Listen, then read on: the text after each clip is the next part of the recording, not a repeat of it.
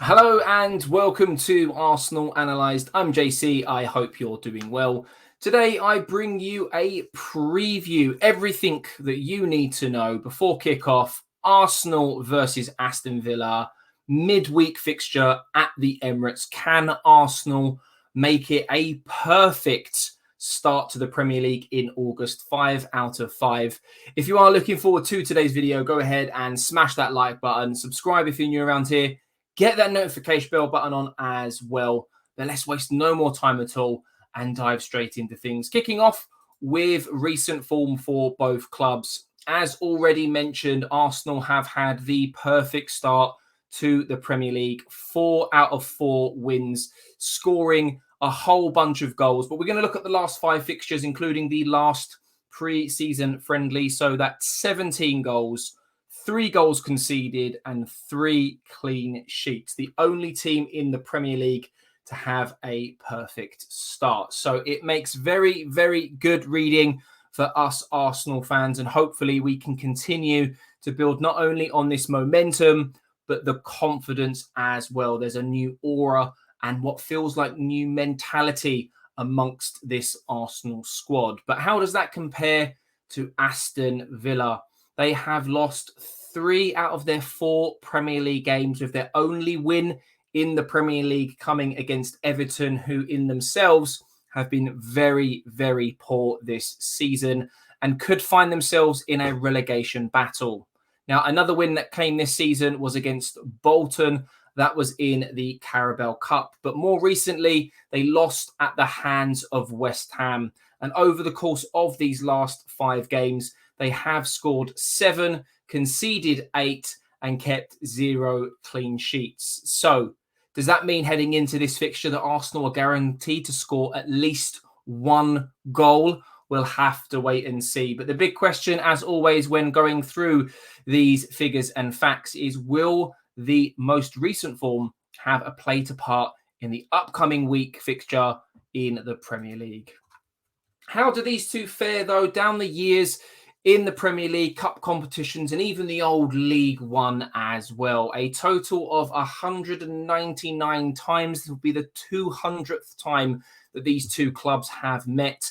Arsenal do trump Aston Villa in this department with 85 victories. Not too far behind, 69 for Villa, and 45 have ended in a draw. Now, fortunately for Arsenal, when we go back and look at the fixtures from last season, Arsenal won both home and away. A tricky fixture coming towards the end of the season. A lovely goal from Bukayo Saka from outside the box. But a more convincing win earlier in last season when Arsenal run riot, especially in that first half, winning 3-1. Now, if we go all the way back to the dreaded COVID period, this was when Aston Villa last beat Arsenal. It was 1-0. It was away from home. And with this fixture being played at home, hopefully that can play into Arsenal's hands.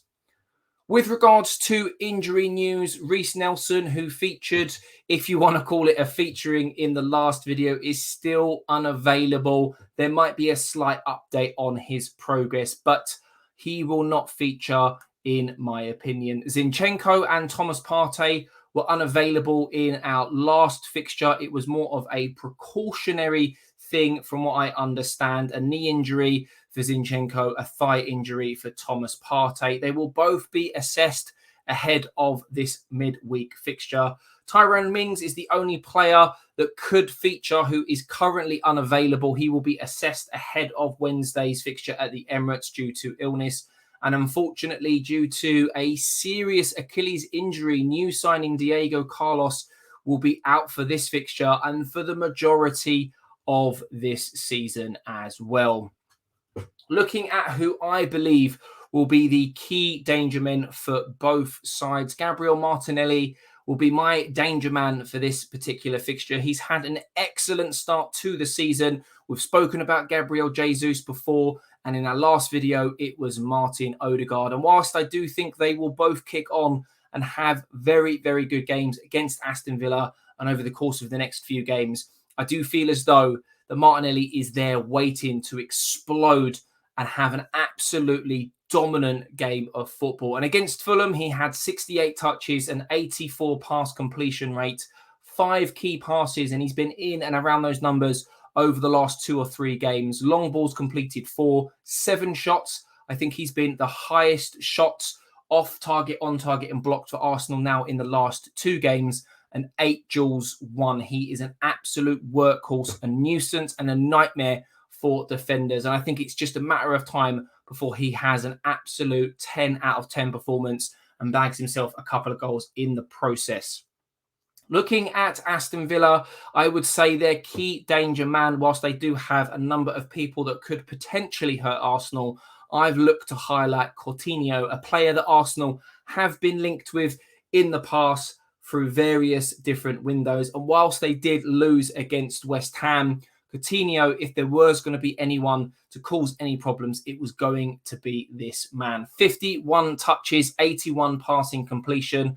And although they did lose 1-0, he did manage to carve out 2 key chances for his colleagues. 1 long ball completed, 1 shot, and 4 duels. If this guy is allowed the time and space, he will hurt Arsenal. Arsenal have been very, very good defensively, and he is certainly one that we will need to keep an eye on. Ollie Watkins is another one that does like to play against Arsenal, and I can see causing problems. But as mentioned, my danger man for Aston Villa in this midweek fixture is going to be Coutinho.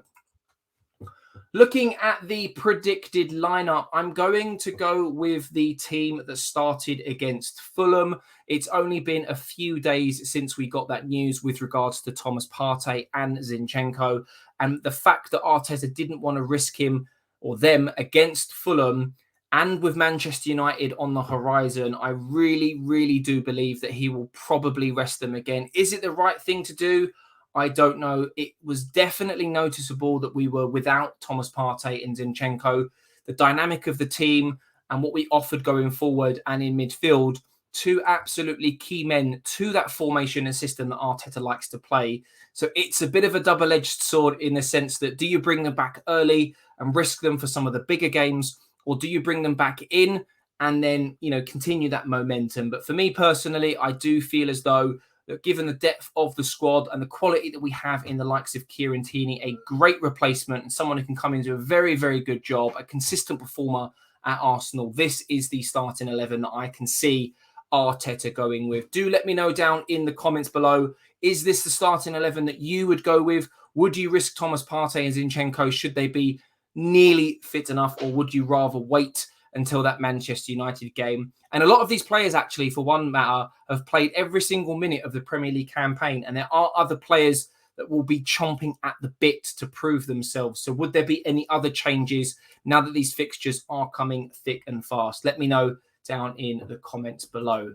And then to finish up my score prediction, do get yours down in the comments alongside your predicted starting 11s. I'm going to go for a 3-1 Arsenal victory.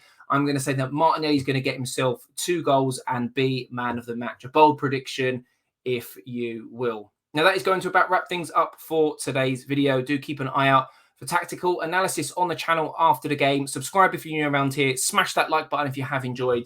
Notification bell button on so you don't miss out on that video after Wednesday evening. And check out the new membership scheme on the channel for appearance opportunities in the Arsenal Analysed podcast series. But that's going to about wrap things up. I'm JC. Stay safe and take care, and I'll catch you in the next one.